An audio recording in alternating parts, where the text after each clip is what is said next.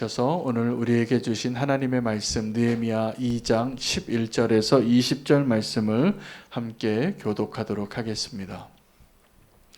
내가 예루살렘에 이르러 머무른 지 사흘 만에 내 하나님께서 예루살렘을 위해 무엇을 할 것인지 내 마음에 주신 것을 내가 아무에게도 말하지 아니하고 밤에 일어나 몇몇 사람과 함께 나갈새 내가 탄 짐승 외에는 다른 짐승이 없더라. 그 밤에 골짜기 문으로 나가서 용정으로 분문에 이르는 동안에 보니 예루살렘 성벽이 다 무너졌고 성문은 불탔더라. 앞으로 나아가 샘문과 왕의 못에 이르러 탄 짐승이 지나갈 곳이 없는지라. 그 밤에 시내를 따라 올라가서 성벽을 살펴본 후에 돌아서 골짜기 문으로 돌아왔으나 방백들은 내가 어디 갔었으며 무엇을 하였는지 알지 못하였고 나도 그 일을 유다 사람들에게나 제사장들에게나 귀족들에게나 방백들에게나 그 외에 일하는 자들에게 알리지 아니하다가 후에 그들에게 이르기를 우리가 당한 곤경은 너희도 보고 있는 바라. 예루살렘이 황폐하고 성문이 불탔으니 자 예루살렘 성을 건축하여 다시 수치를 당하지 말자 하고 또 그들에게 하나님의 선한 손이 나를 도우신 일과 왕이 내게 이른 말씀을 전하였더니 그들의 말이 일어나 건축하자 하고 모두 힘을 내어 이 선한 일을 하려 하네. 호론 사람 산발랏과 종이었던 암몬 사람 도비아와 아라비아 사람 게셈이 이 말을 듣고 우리를 업신여기고 우리를 비웃어 이르되 너희가 하는 일이 무엇이냐 너희가 왕을 배반하고자 하느냐 하기로 함께 읽겠습니다. 내가 그들에게 대답하여 이르되 하늘의 하나님이 우리를 형통하게 하시리니 그의 종들인 우리가 일어나 건축하려니와 오직 너희에게는 예루살렘에서 아무 기업도 없고 권리도 없고 기억되는 바도 없다 하였느니라. 아멘. 하나님의 말씀입니다. 자리에 앉으시겠습니다. 우리가 아직 가보지 않은 땅을 가기 위해서는 우리가 다 두렵기 때문에 대부분의 나라들이나 군대에서 하는 일이 있는데 정탐꾼을 미리 보내는 것입니다. 정탐꾼이 하는 일은 그 본진이 이제 들어오기 위하여 자기들이 먼저 보고 경험하고 맛보고 모든 정보를 다 취합한 후에 결론을 내려야 합니다. 그리고 그 결론에 내린 보고서가 이후에 정말 본진이 어떻게 움직여야 할지, 가야 할지 말아야 할지, 오른쪽으로 가야 할지 왼쪽으로 가야 할지를 결정하는 일에 굉장히 중요한 역할을 하게 되는 것입니다. 성경에는 믿음의 조상들이 다 나그네 길을 갔기 때문에 그 나그네 길이 얼마나 두렵겠습니까? 아직 가보지 않은 길이죠. 지금 저와 여러분이 이 코로나 시대를 사는데 이 코로나 시대에 정말 우리가 아직 가보지 않은 길을 가고 있는데 기억하셔야 될 것이 있습니다. 지금 저와 여러분이 이 코로나 시대에 정탐꾼의 사명으로 서 있다는 사실입니다. 그래서 우리가 아직 가보지 않은 길, 가보지 않은 경험을 우리에게 먼저 경험하게 하셔서 오늘 이 시대를 사는 저와 여러분의 믿음이 어떠한가에 따라서 아까 우리 다음 세대를 위해서도 기도했고 우리가 나머지 아직 하나님의 나라를 알지 못하는 사람들을 향하여 우리가 살아가고 우리가 걸어간 그 모습이 이제 한국교회의 미래가 될 겁니다.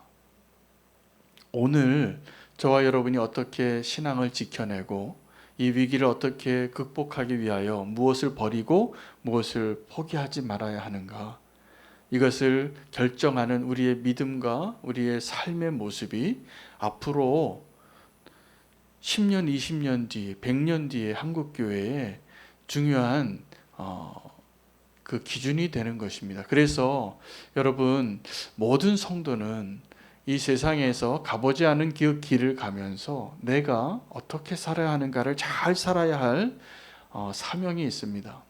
그 정탐꾼이 그 정탐하는 그 땅을, 적진의 땅을 이제 하나님께서 약속하신 그 땅에 가야 하는데 너무나 많은 사람들이 함께 그 가보지 않은 길을 갈 수 없으니 정탐꾼이 가서 어떻게 그 정탐의 사명을 감당해야 할까요? 네, 첫 번째는요, 비밀 유지가 필요합니다. 그 정탐꾼이 가서 나 스파이입니다 라고 말하는 바보 없습니다. 내가 아닌 척하고 아직 말하지 못하는 그러한 모습으로 그 땅에 가서 내 사명이 무엇인지, 내가 누구인지 아직 말하면 안 되는 것이죠. 여러분, 어쩌면 지금 저와 여러분이 이 코로나로 급변하는 세상 가운데 우리가 우리의 발걸음을 보고 우리가 지금 어떻게 살았는가를 보고 그 다음에 믿음을 결정할 사람들을 향하여 우리의 사명이, 정탐꾼의 사명이 있는 것임을 꼭 오늘 발견하고 믿음으로 결단하는 시간 되기를 축복합니다. 요즘 가짜 뉴스가 너무나 많아져서 아예 뉴스의 코너 가운데 팩트 체크라고 이렇게 나오는 프로가 섹션이 있을 정도인데, 이것이 무엇을 의미하냐면 가짜가 너무 많다는 것이죠. 정보가 너무 많고, 그래서 누구 말을 믿어야 하는지. 여러분, 지금 어떤 시대를 살고 있냐 하면 저와 여러분이 정보가 너무나 많아요. 요즘 웬만한 거는 네이버가 다 가르쳐줘요. 유튜브가 다 알려줘요. 그거 어떻게 그런 거 제가 알고 싶어 하는 거 다 미리 만들어 놓은 동영상이 그렇게 있는지 신기할 정도예요. 뭐 하나 해보려고 하고 뭐 하나 알아보려고 하고 어디 안 가본 데 좀 가보려고 하면 그냥 정보가 너무 많아서 이제는 백과사전을 살 필요도 없어요. 그냥 그 네모칸에다가 내가 원하는 거 이렇게 하나만 치면 수없이 많은 정보가 나오는데, 이러한 상황 속에 살고 있기 때문에 어떤 현상이 나타나냐면 더 많은 정보를 다루어서 우리가 취합해야 내가 원하는 정보를 주는 그러한 정보의 기술이 발전된 시대를 살고 있어서 우리가 스스로 자가당착에 빠지기 쉬운 시대를 삽니다. 지금 느헤미야는 예루살렘에 도착해서 사흘 만에 무슨 일을 하냐 하면 그 무너진 성벽에 나가서 자기가 직접 정탐꾼과 같은 마음으로 그 땅을 밟았어요. 그 갔다 온 그 길의 흔적들이 그 무너진 성읍과 또 어떤 지역을 갔더니 자기 혼자 말 타고 갔는데 그 말이 지나가기도 어려울 정도로 다 무너진 거예요. 불타고 무너지고. 그 이야기를 다 듣고, 사실은 이 느헤미야는 그 정보를 들었죠. 그 소식을 듣고 그 편안하고 안락한 수산성에서 무너진 예루살렘을 향하여 울던 사람이에요. 그리고 그 수심이 가득한 얼굴을 왕에게 잘못 보여줘서 위기에 처했다가 하나님께 기도하고 하나님이 응답하셔서 이 사람에게 내가 은총을 입고 성공하고 성공의 목적을 발견하고, 그리고 그 수많은 사람들을 데리고 이 예루살렘 성에 와서 그가 첫 번째 한 일이 뭐냐면 아무에게도 아직 말하지 아니하고 무너진 예루살렘 성을 밟은 겁니다. 그리고 보는 겁니다. 그리고 그 자리에 서 있는 것입니다. 여러분, 우리의 믿음이 그냥 어떤 사람이 참 은혜로운 간증을 하는 걸 듣고 정말 은혜롭다, 저분 참 대단하시다, 어떤 선교사님이 위대한 사역을 하고 돌아온 것을 보고 참 은혜롭다, 저 선교사님 참 대단하시다, 그리고 박수치고 후원하고 그렇게 끝나는 인생을 주님이 저와 여러분에게 원하지 않습니다. 오늘 저와 여러분이 하나님 앞에서 그냥 대리인으로 느껴지는, 대리인으로 만족하는 그러한 신앙의 삶이 아니라 내가 경험하고 내가 체험하고 내가 결단하는 그 신앙인의 자리에 꼭 서시기를 축복합니다. 그게 진짜예요. 우리가 그냥 다른 사람의 이야기를 듣고 다른 사람의 은혜를 내가 누리는 것은 내게 아니에요. 사실은 그 사람이 그렇게 은혜롭게 믿음의 길을, 내가 할 수 없는 그 일을 걸어갔던 그 모습을 보고 하나님이 원하시는 것은 너도 그와 같이 살라입니다. 우리가 정말 그 믿음의 삶을 온전히 살아낼 때 이제 우리가 누군가에게 이렇게 말할 수 있는 것입니다. 내가 예수 그리스도를 본받은 것처럼 너희도 나를 본받는 자가 되라. 여러분, 이게 우리가 반드시 살아야 할 모습입니다. 하나님이 우리에게 주신 사명입니다. 제가 오늘 본문을 묵상하다가 왜 이 느헤미야가 자기가 다 아는데, 예루살렘 성 무너진 거 다 알고, 그래서 이렇게 거대한 무리를 이끌고 그리고 이제 이 무너진 예루살렘 성에 와서 왜 아직도 아무에게도 말하지 않고 그 땅에 가서 그 무너진 예루살렘 성을 밤에 몰래 정탐하면서 그것을 무엇을 확인하고 싶었을까? 가짜 뉴스인가 아닌가? 그거 확인하는 겁니다. 그런데 사실은 가짜 뉴스인가 아닌가를 확인하기보다 더 중요한 게 지금 내 믿음이 가짜인가 아닌가를 확인하는 게 더 중요해요.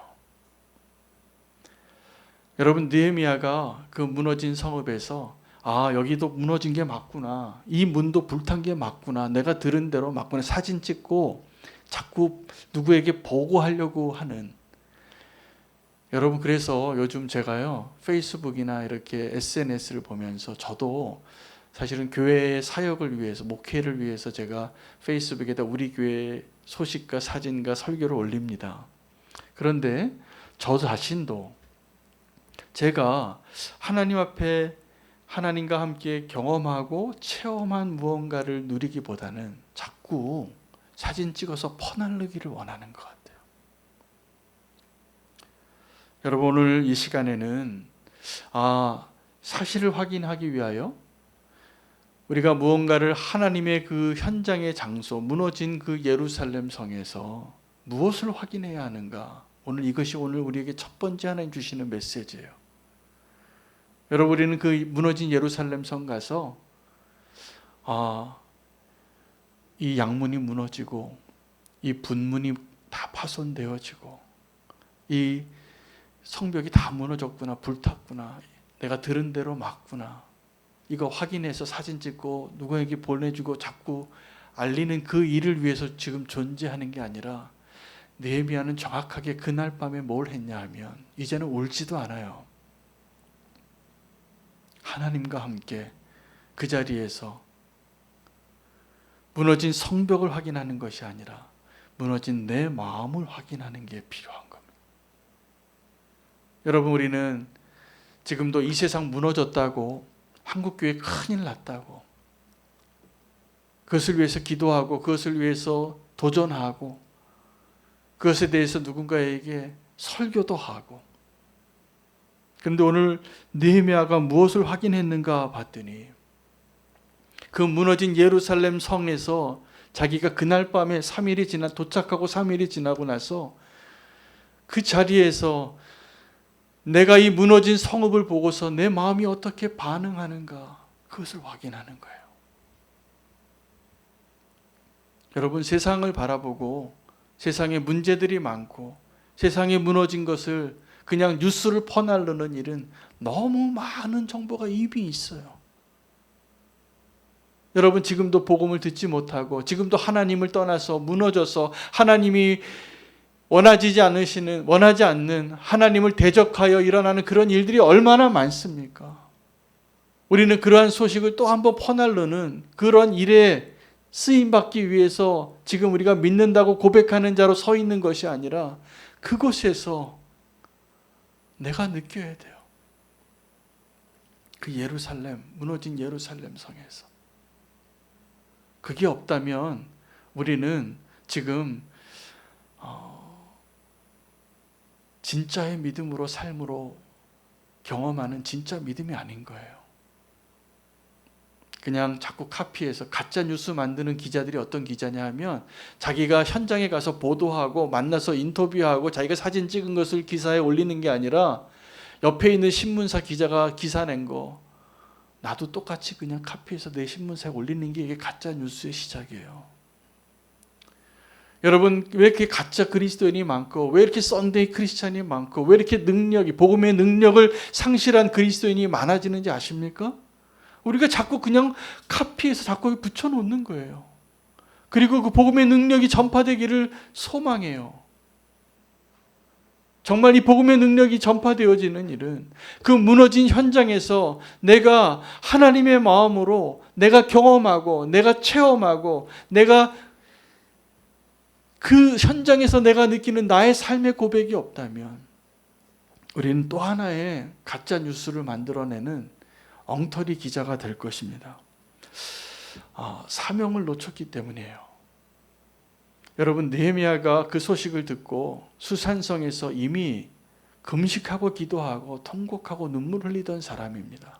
이제 이 무너진 예루살렘의 현장에 와서 그는 더 이상 울지도 않아요. 그가 했던 것은 내가 놓친 사명을 찾는 겁니다. 많은 분들이 저를 포함해서 내가 처음에 예수님 만났을 때의 그 뜨거웠던 마음이 어느샌가 식어지고 익숙해지고 그냥 형식적으로 습관적으로 신앙생활하는 것이 자연스러워지고 그렇고 싶지 않지만 그렇게 된 이유가 있습니다. 우리가 그 사명을 놓친 이유가 있어요. 내가 첫사랑을 잃어버린 이유가 있어요. 무엇인지 아십니까? 내가 처음에 주님을 만나서 나 같은 죄인이 구원을 받고 나 같은 사람을 주님이 택하셔서 아들로 삼고 딸로 삼고 구원받은 하나님의 백성으로 자녀로 삼아 주셨을 때 하나님이 분명히 제가 생각하기에 저의 경우는 그랬습니다. 그때 하나님이 저와 여러분에게 각 사람에게 사명을 주셨어요. 정직하게 주님 앞에 한번 되돌아보십시오. 우리가 구원받았던 그 순간에 하나님이 그 복음의 능력이 원래 그래요. 우리 삶이 바뀌었는데요.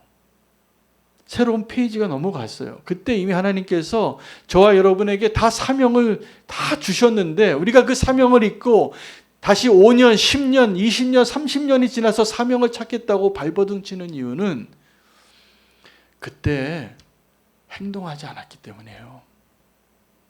그때 순종함으로 살아내지 못했기 때문에. 그래도 하나님은 은혜로 우리를 붙잡아 주세요.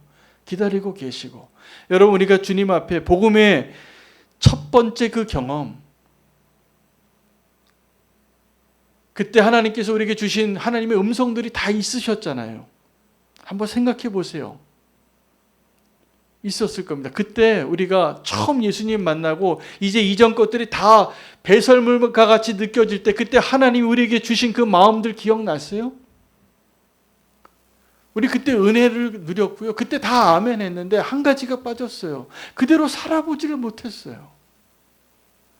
여러분, 느헤미야가 그 예루살렘, 그 무너진 예루살렘에 가서 무엇을 한 것이냐 하면 이미 수산성에서 그 소식을 듣고 이렇게 행동을 하고 여기까지 왔지만 이제 정말 하나님 앞에 마지막으로 정말 믿음의 결단을 하기 위하여 흔들리는 자기의 마음을 정리하는 거예요.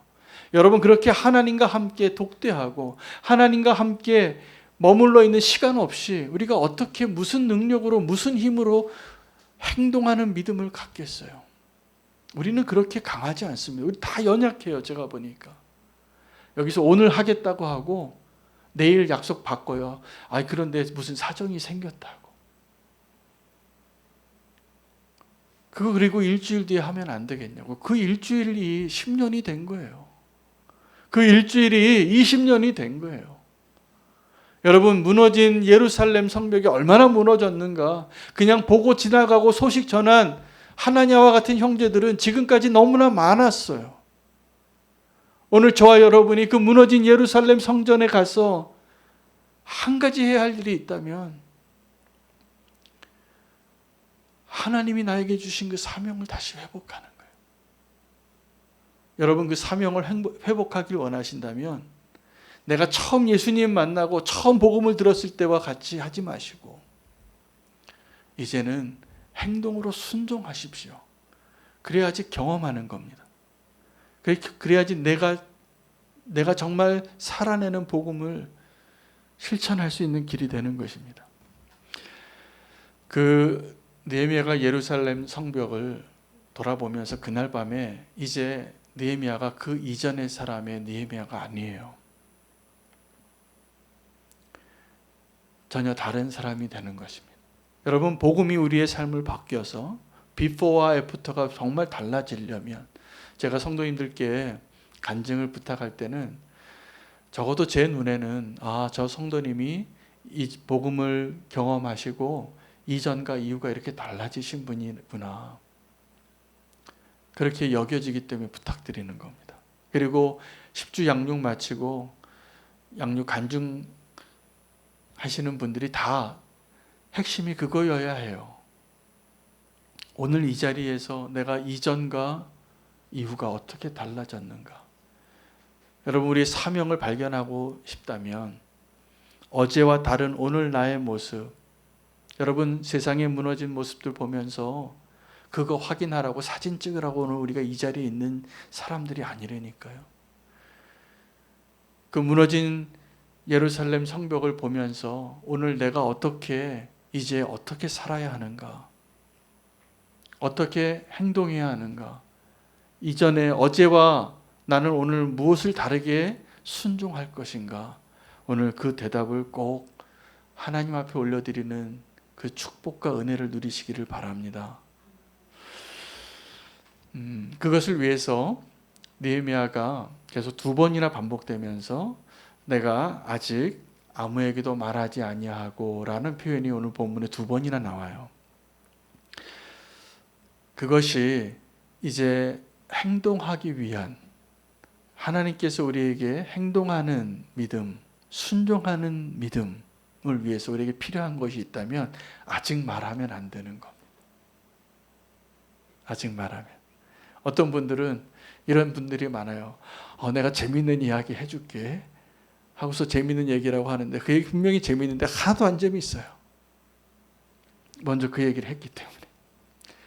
그래서 재미없는 얘기하는 사람들이 항상 그렇게 얘기합니다. 내가 재밌는 얘기 해준다고. 여러분, 우리가 하나님 앞에서 세상 앞에서 아직 말아야 할 것들이 있어야 합니다. 그 아직 말하지 말아야 할 그 내용이 필요한 이유는 아직 때가 되지 않았기 때문이에요. 내가 아직 그 일에 결론 내리지 않았고, 내가 아직 그 일에 행동으로 순종할 준비가 되지 않았고, 내 믿음이 아직 그만큼 자라지 않았기 때문에 그 일을 미리 얘기하는 것은 굉장히 미성숙한 일이에요. 예수님께서 공생애를 사실 때 병자들의 모습을 보고 너무나 안타까우셔서 치유하셨습니다. 치유하시고 꼭 하신 말씀이 있었어요. 이거 얘기 아직 아무에게도 하지 말라고. 근데 그 사람들이 꼭 너무 은혜를 받아가지고 다 얘기하는 거예요. 그래서 어떻게 됐습니까? 예수님이 너무 유명해지셔가지고 너무 많은 사람들이 따라오기 시작했어요. 근데 예수님은 그렇게 자기를 많이 따라오는 사람들에게 눈길을 별로 안 주셨어요. 그냥 불쌍해서 오병이의 기적을 베푸시고 먹이시고 그냥 고치시고 이런 일을 했겠지만 예수님이 그렇게 수많은 사람들이 따라온다고 해서 더 기뻐하지도 않으셨어요. 도리어 예수님은 내 때가 아직 이르지 않았는데 내가 누구인지를 말하는 것이 예수님께서 이 땅에 오신 그 이유를 성취하는데 장애물이 됐던 것이죠. 그래서 말하지 말라고 하신 거예요. 아직 내 때가 되지 않았다고. 그래도 예수님은 그렇게 말했음에도 불구하고 그렇게 불순종하는 사람들이 있어요. 은혜 받은 사람들. 자꾸 얘기해요. 그 사람들이 얘기하는 것을 통하여서 예수님은 굉장히 불편해지시고, 그래서 이 마을에서 또 떠나서 다른 마을로 도망가셔야 하셨고, 또 그 예수님이 그렇게 누구인가가 드러났을 때 2종류의 사람이 나타났잖아요. 예수님을 너무 기뻐해서 따르는 무리들이 생기고, 예수님을 너무 죽이고 싶은 사람들이 생겼어요. 둘 다 예수님이 가는 길을 방해한 거예요. 그래서 예수님께서 아직은 말하지 말라. 여러분, 우리가 하나님의 때를 기다릴 줄 아는 것이 믿음입니다. 아직 말하지 말아야 할 때가 있어요. 대부분 그래요. 그 때를 기다리는 사람이 되어야 합니다. 베드로가 그 예수님의 가는 길을 마지막에 정말로 방해했던 제자예요. 너는 나를 누구라고 하느냐 할 때 정답을 얘기했던 수제자. 그런데 그 베드로가 그 십자가로 가는 길, 주님 그 길을 가시면 안 된다고. 내가 사랑하는 주님, 내가 존경하는 예수님 떠나보낼 수 없다고. 그렇게 죽으실 수는 없다고. 그건 아닌 것 같다고, 주님. 이렇게 말하는 베드로가 진심이었죠. 왜요? 예수님을 정말 사랑하고 존경하고 위하고 싶었어. 예수님도 그 베드로의 진심을 아니까 그것을 자르시는 거예요. 사단아 물러가라. 내 뒤로 물러가라. 그리고 하신 말씀이 하나님의 일을 생각하지 않고 사람의 일을 생각하는다고. 여러분, 하나님의 일이 뭐냐 하면 예수님에게 있어서 십자가로 가서 죽으시는 거예요. 그런데 사람의 일은 뭐냐면 예수님이 그 길을 안 가셨으면 좋겠죠. 내 아들이 그 길을 안 갔으면 좋겠죠. 내 사랑하는 아내가 그 길을 가지 않았으면 좋겠죠. 이게 사람의 일이에요. 근데 하나님의 일은 그렇게 사람의 일에 좌우되고 좌지우지되지 않아야 하는 것이죠. 예수님은 그 길을 가셔야 하는데 그래서 말하지 않았던 거예요. 그래서 제자들조차도 예수님이 정확하게 누군지 몰랐어요. 그래서 너희는 나를 누구라 하느냐? 정답을 알게 되니까 기뻐하셨는데 그 다음 문장부터 우리는 주님의 길에 걸림돌이 될 수 있는 아주 연약한 자라는 사실입니다. 아직 다 말할 수 없는 두 번째 이유가 있습니다. 우리가 하나님의 소명을 발견하고 하나님의 일을 행하는 데 있어서 아직 다 말하지 말아야 할 두 번째 이유가 있다면, 첫 번째 이유는 아직 때가 안 됐어요. 두 번째 이유는 연약한 형제들 때문입니다. 여러분, 내가 하나님과의 관계에서 다른 사람이 알지 못하는 깊은 깨달음이 있고 하나님이 나에게 주신 분명한 음성이 있고 하나님의 뜻을 발견했을 때 여러분 첫 번째 해야 될 일이 뭐냐면 아직 말하지 않는 겁니다. 아직 말하지 않아야 됩니다. 근데 그때 그거 막 말하고 싶어서 이야기하는 사람들은 하나님의 일을 어렵게 해요. 근데 이 느헤미야는 아주 위대한 하나님의 사람이 분명한 것 같아요. 그러니까 하나님께 받은 마음이 있고 확인하고 결론이 내려졌는데 자기가 아직 말하지 않아요. 뭐라고 이야기하냐면 하나님께서 내 마음에 두신 것을 확인하러 갔는데 다른 사람에게 말하지 않는 거예요. 여러분, 하나님이 내 마음에 두신 것을 확인하기 전에 자꾸 다른 사람에게 이야기하는 것은 다른 사람도 어렵게 하고 내 자신도 어렵게 합니다. 미리 말하지 마세요. 다 때가 있는 겁니다. 여러분 그리고 나서 뭐라고 얘기하냐면 다른 사람에게 아직 말하지 않았다라는 표현을 하면서 내 방백들과 귀족들과 제사장들과 유다 백성들에게 아직 내가 아무에게도 말하지 아니하고. 왜 그랬을까요? 느헤미야는 지도자였어요. 정말 훌륭한 지도자였어요. 정탐꾼이 여러분 어떤 정탐에 대한 결론을 이야기할 때 믿음이 없고 아직 연약한 사람들의 숫자가 더 많아서 잘못된 결론으로 내려진 적을 우리가 보았잖아요. 모세가 보낸 정탐꾼 각 지파에서 한 명씩 다 보냈는데 그 중에 믿음 있는 사람은 2사람밖에 없었어요. 근데 믿음이 없는 10사람의 이야기가 믿음이 있었던 2사람의 목소리보다 이기는 거예요. 백성들이 누구의 말을 따랐냐 하면 믿음이 없는 10사람의 말을 따르는 거예요. 여러분, 내가 하나님께 받은 그 믿음의 말, 하나님 주신 소명, 비전, 꿈, 주님과 함께 좀 품으시기 바랍니다. 아직 그 이야기를 할 때가 아니에요.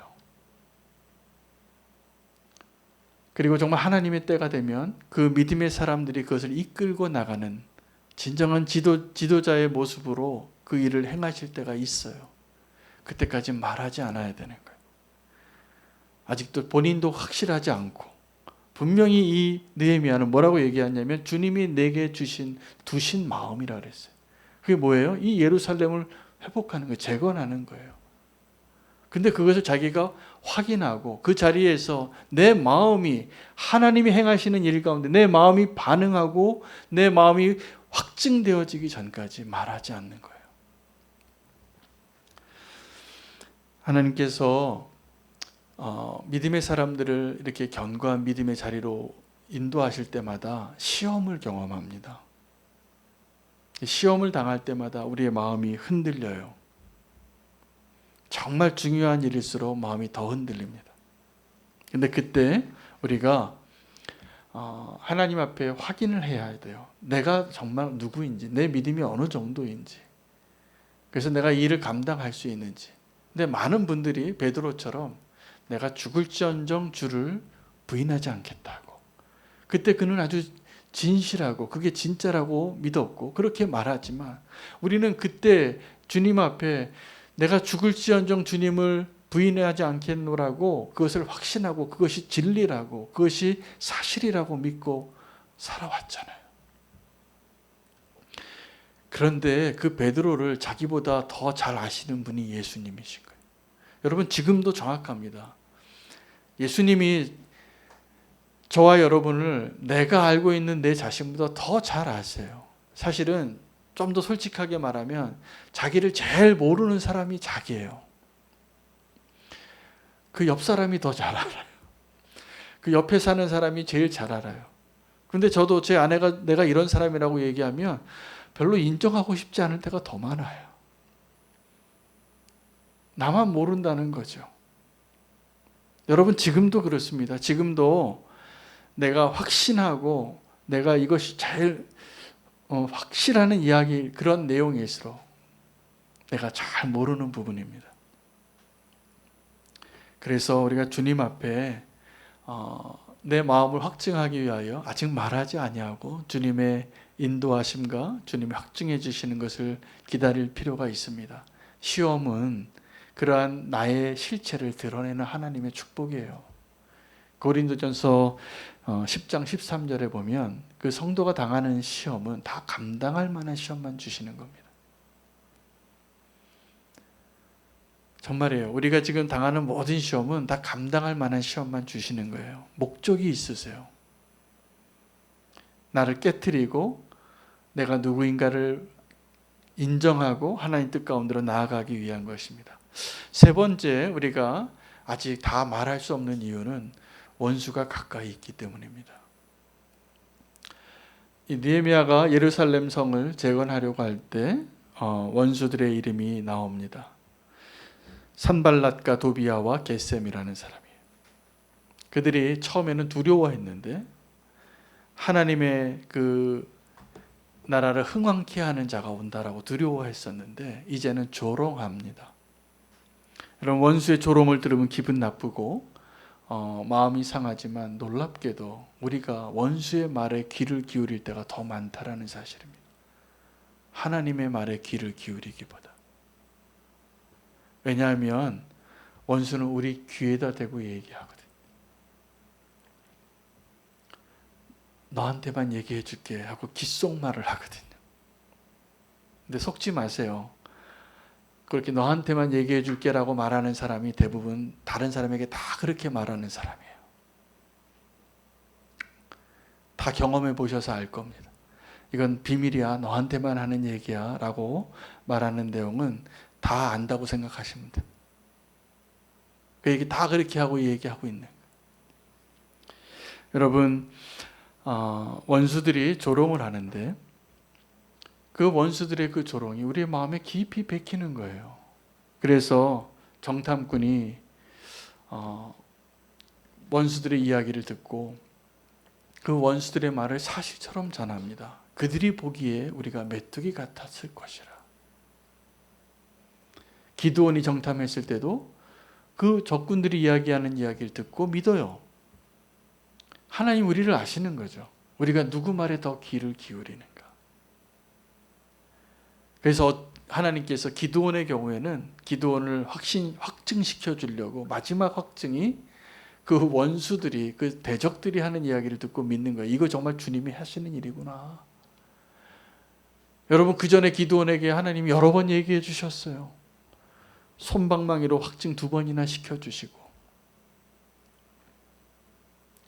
그 제사가 불살라지는 것도 다 보여주시고, 그래도 못 믿으니까 이 전쟁에 이길 것을 확증하는 것을 그 적군에 들어가서 그 적들이 이야기하는 이야기 듣고서 믿어요. 우리의 모습이 그래요. 주님이 말씀하시고 그렇게 명령하실 때는 그렇게 못 믿어하고, 정말입니까 주님? 이거 정말 할 수 있습니까? 이게 가능합니까 주님? 그런데 원수가 하는 얘기는요, 조금만 불안하게 한마디만 해도, 그럴까 하노라만 해도 두려워서 잠 못 이루는 거예요. 여러분, 그럴 때 우리는 사실 믿음의 사람은 어떻게 해야 됩니까? 원수가 아무리 내 귓속에다 대고 속삭여도 눈 하나 깜짝하지 말아야 되잖아요. 그 원수가 하는 얘기인데, 다 거짓말일 텐데, 다 참소하는 말일 텐데, 왜 그 말에는 그렇게 영향을 받고 잠 못 이루는지. 주님이 말씀 가운데 여러 번 말씀하셨어요. 두려워하지 말라. 내가 너와 함께 하리라. 그런데 왜 두려워지는 거예요? 누구 말 듣고 사는 거예요, 지금 도대체 우리가?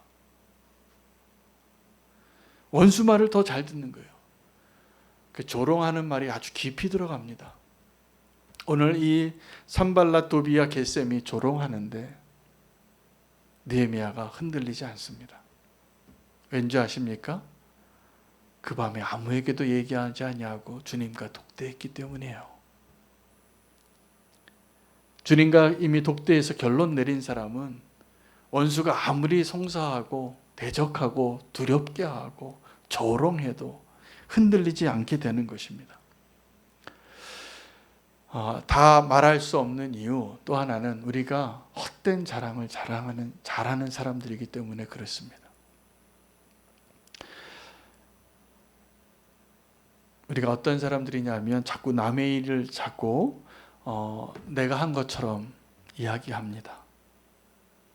그리고 누가 나한테 조롱하면 그 조롱에 또 반응을 잘해요. 그래서 공든탑을 다 무너뜨려요. 이게 우리예요. 예수님이 십자가에서 조롱을 당하실 때 예수님을 정말 조롱한 것은 예수님을 죄인 취급했기 때문이 아니라 예수님을 왕 취급했기 때문에 그것이 가장 모독적인 조롱이에요. 예수님 십자가에 달아놓고 왕관도 씌우고 흉포도 걸치고 엎드려서 절도 하고, 네가 정말 유대인의 메시아라면 다른 사람을 구원하지 말고 너부터 구원하라.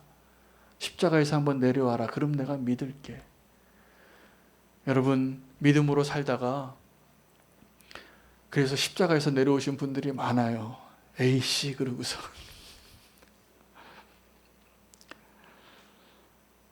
다 우리 얘기하잖아요. 제가 뭡니까? 오늘 이 느헤미야가 예루살렘 성벽을 혼자 돌고 아무에게도 얘기하지 아니하고 주님과 함께 견고하게 결론 내리는 일에 실패했기 때문이에요. 그럼 원수가 충동하면 우리가 욱 하는 거예요. 십자가에서 내려온다니까요. 조롱하면 내가 본때를 보여주겠노라. 그리고 팔 거치고. 예수님이 그렇게 하셨습니까? 아닙니다. 그 조롱을 다 받으시고, 어쩌면 우리는 조롱받기에 너무나 마땅한 자지만 주님은 아니시잖아요. 그런데 그 주님이 끝까지 십자가에서 내려오지 않으셨다는 사실입니다. 결론을, 정말 위대한 결론을 내리기 전에 가장 흔들리는 법입니다. 저는 그래서 어떤 성도님들을 위해서 기도할 때 정말 기도가 필요할 때가 언제냐면 오늘 이 느헤미야가 예루살렘 무너진 성벽을 돌 때 그 시간이에요. 예수님도 그러셨어요. 예수님이 정말 가장 시험을 받으신 때는 공생애를 시작하면서 그 광야에서 40일 동안 금식 기도할 때 받으신 것이 아니라 예수님이 가장 절박한 시험은 겟세마네였어요. 그 겟세마네가 없으면 골고다도 없는 겁니다. 여러분, 오늘 이 느헤미야의 그 성벽을 돌면서 아무에게도 말하지 아니하고 주님과 함께 무엇을 확인했는가? 오늘 우리가 그것을 확인하는 시간 되기를 원합니다. 그때 아무에게도 이야기하지 아니한 진짜 이유는 정말 이제 담대하게 말할 수 있게 되기 위해서입니다. 이 느헤미야가 그렇게 아무에게도 얘기하지 않고 그날 밤에 예루살렘 성벽을 다 돌고 주님과 함께 결론을 내려서 이제는 흔들리지 않는 재건하는 위대한 리더가 됩니다. 그리고 이야기하는 거예요. 자, 이제 우리 함께 일어나서 저 무너진 예루살렘을 재건하자. 다시는 수치를 당하지 말자. 여러분, 우리가 무너진 성벽을 보면서 또다시 우리가 너무 성급하고 조급하게 내가 이런 사람이라고, 내가 이런 꿈을 가지고 있다고, 내가 이것을 하겠다고, 능력도 없으면서 내 자신도 모르면서 그렇게 얘기해 왔는데, 이제는 이 느헤미야를 통하여 아무에게도 말하지 아니하고 주님께만 말하고 결론 내릴 수 있는 소중한 믿음을 오늘 회복하기를 원합니다. 그래서 금식과 기도와 구제는 말하지 아니하고 하라고 하신 거예요. 은밀한 가운데 좀 하라고. 은밀한 가운데 보시는 주님께서 다 받으세요. 다 하세요. 그런데 우리는 자꾸 그 은밀하게 하라는 것들을 더 말하고 싶은 천박한 욕망에 바리새인이 되는 겁니다. 다 까먹는 겁니다. 축복은. 내가 조그만 것 좀 자랑하고 싶고, 내가 이렇게 거룩한 사람인 것 좀 드러내고 싶고, 내가 그렇게 도왔던 것 좀 광고 좀 붙여놓고 싶고. 제가 사실은 마음은 그렇지 않은데, 그래서 제가 교회 광고에다가 누가 선한 일을 하고 교회에 무슨 공헌을 하면 광고를 안 내요. 이제 우리 교회 전통입니다. 그거는 앞으로 계속 그럴 겁니다. 뭐 하고서는 뭐 자꾸 이렇게 다 귀한 일을 하신 분이 굉장히 많거든요. 우리 교회 개척교회 시작해서 지금까지 얼마나 많은 분들의 헌신이 있었겠어요. 이게 다 그냥 된 게 아닙니다. 다 보이지 않는 데서 헌신하신 거예요. 그래서 오늘 이 자리에 우리가 지금 이렇게 은혜로운 예배를 드리는 교회가 됐는데, 그거 까먹지 말아야 되겠다는 생각 때문에 제가 그냥 주님과만 하십시오. 주님만 알아야지 그게 진짜예요. 근데 우리 자꾸 그것 좀 누가 좀 알아주기를 원하고, 그것을 좀 광고하고 싶고, 그런 마음들 오늘 느헤미야에게서 배웠으면 좋겠습니다. 정말 말해야 할 때 말할 수 있는 자가 되기 위해서 오늘은 아무에게도 말하지 아니하고 주님과 함께 그 무너진 예루살렘 성벽을 돌 수 있는 그 사람 되시기를 축복합니다. 그리고 다시 흔들리지 않는 자가 되는 겁니다. 내가 첫사랑 때 잃어버렸던 그 소명, 하나님 오늘도 은혜를 주시잖아요. 그 자리로 돌아가게 하시고 다시 정말 이전과 이후가 다른 사람으로 살아낼 수 있는 기회를 또 주시는 거 아닙니까? 오늘 주님 앞에 그 결단할 수 있는 믿음을 달라고 느헤미야에게서 배웠습니다. 오늘 우리가 느헤미야가 그렇게 그 지도자로서 하나님의 때가 아니기 때문에, 그리고 연약한 형제들 때문에, 그리고 지금도 조롱하는 원수들 때문에 하고 싶은 말을 하지 않고 결론을 내리는 그 자리까지. 그 시간이 있어야 이제 자 형제들아, 우리가 이제 일어나서 저 무너진 예루살렘 성벽을 재건하자, 다시는 수치를 당하지 말자 말할 수 있는 자격이 생기는 겁니다. 오늘 우리에게 그 모습 주님께서 보여주신 것 감사하게 여기고, 오늘 무너진 예루살렘 성벽을 보면서 무엇을 확인해야 하는지 오늘 이거 하나 가지고 기도했으면 좋겠습니다. 오늘 느헤미야가 우리에게 보여준 그 믿음의 본을 따라서 오늘 무너진 세상 이렇게 많은 거 다 알아요. 이제 그 무너진 세상 가운데에서 무엇을 확인해야 하는가, 나의 마음을 확인할 수 있는 느헤미야가 되게 하여 주시옵소서. 기도 제목 붙잡고 주의 이름 부르고 기도하겠습니다.